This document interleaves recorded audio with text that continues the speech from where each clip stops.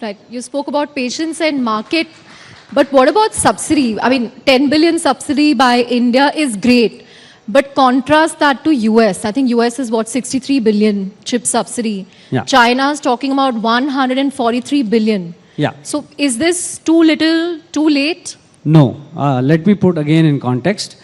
So semiconductor chips are made at different, geometries or nodes or different technology nodes.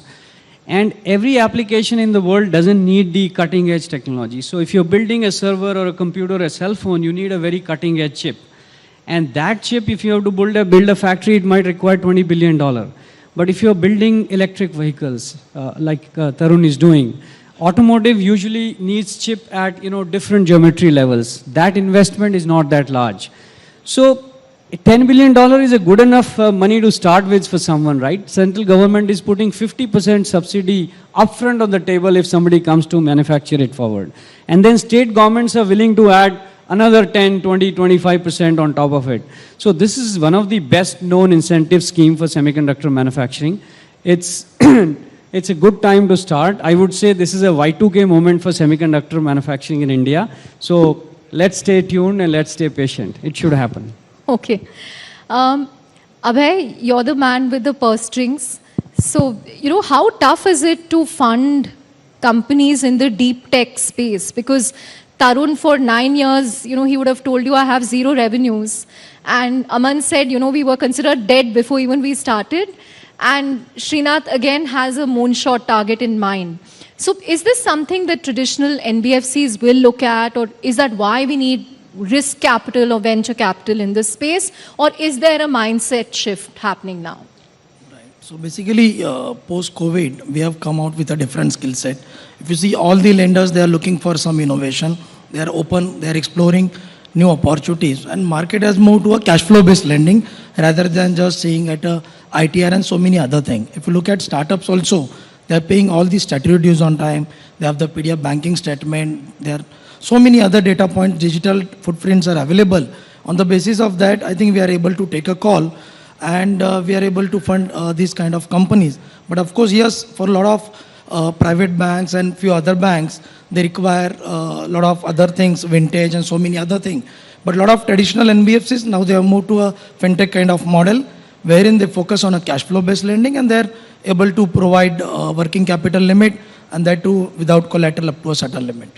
And do you see many MSMEs emerging in these areas that will perhaps work in the electronic space, the wearable space, the EV space and so on? Yeah, so lot of MSMEs which we are targeting, I think they come from different sectors. So there is no sector specific as such. It's all about the innovation, counterparty, take call on promoters and so many other parameters. So there is no specific criteria right now in terms of lending. The only cash flow is one part. There are so many other factors which every lender will look into it. Right. Aman, when Tarun was talking, he spoke about how not just make in India, but also design in India.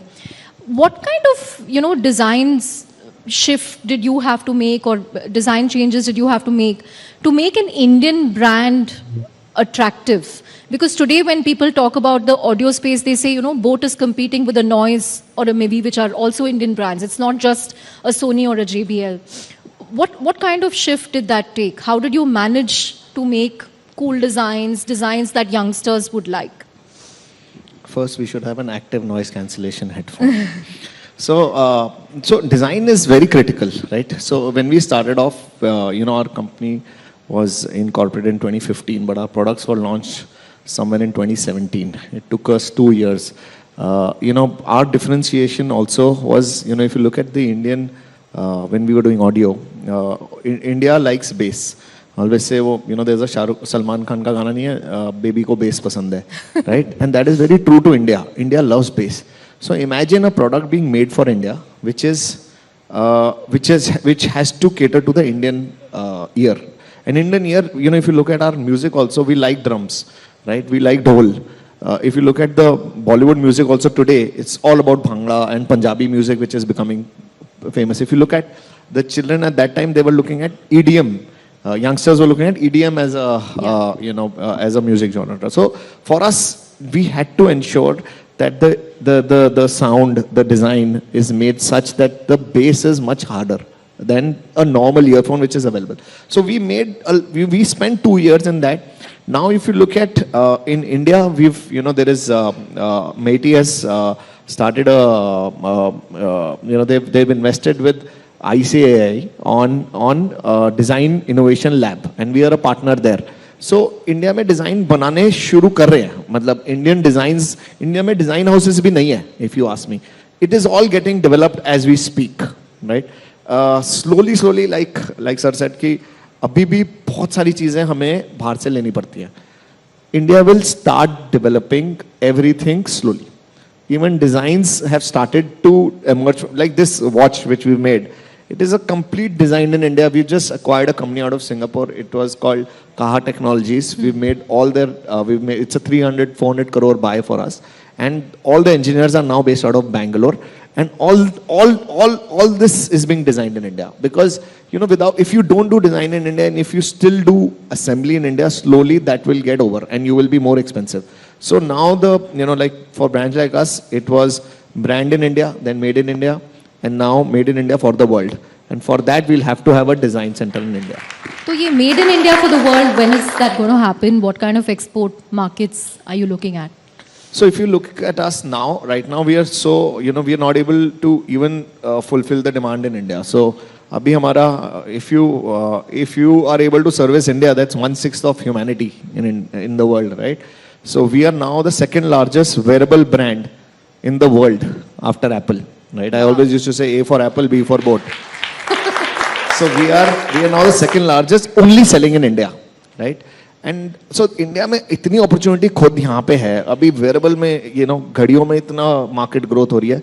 अभी हमारे पास ना we don't have time, we don't have money, and we don't have the focus to go outside India for now.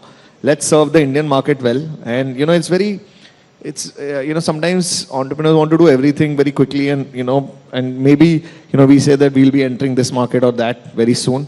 I think we want, as our company, we like to stay profitable. We like to do things aram se, and we would like to first make products for India as a market. We have not even captured that. If you look at offline market, it's growing like crazy. 90% of India still shops offline. We've not even reached there. Our business is primarily online. So offline is also growing. So abhi hame India mein kuch kar le, aur fir dheere dheere we'll look at international probably by next year. Great. Tarun, if I look at you, you kind of engineer and manufacture the battery management system here. You put the battery packs together here, but you still import cells. So when can we expect cell manufacturing to take off in India for electric vehicles? In fact, I think Ola is already talking about that. But will we see Ather also